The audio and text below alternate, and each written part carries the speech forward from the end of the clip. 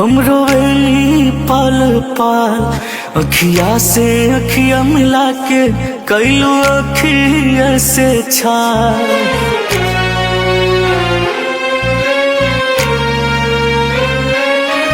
दिल तोड़ा लो हमार हम रोवेनी पल पल अखिया से अखिया मिला के कैलू अखिया से छाल।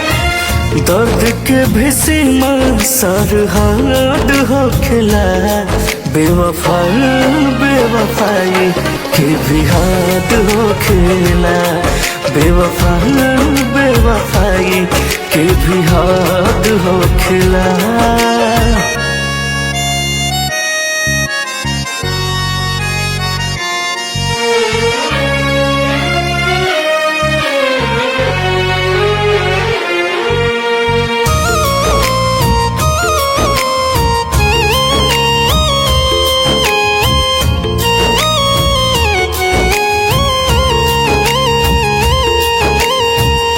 तू बड़ो खुश जान दूसरा के साथ हो हमरा संग करा तारू हर क्षण घात हो।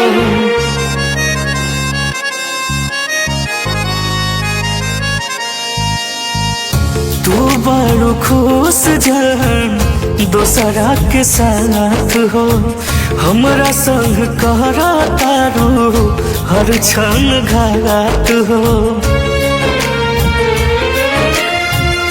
दिलवा में हमरा बड़ी दर्द हो खिला बेवफा बेवफाई के भी हद हो खिला बेवफा बेवफाई के भी हद हो खिला।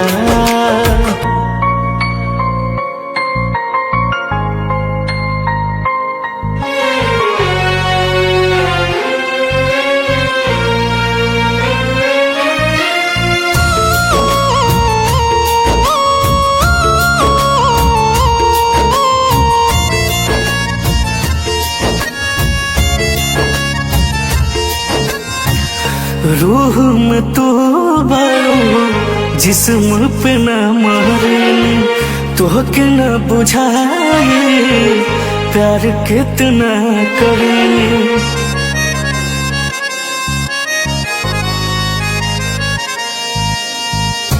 रूह में तू बड़ो जिस्म पे न मरे तोहके न बुझाए प्यार कितना करें। वफादार नहीं आजकल के हर मराद हो खिला बेवफा बेवफाई के भी हद हो खिला बेवफा बेवफाई के भी हद हो खिला।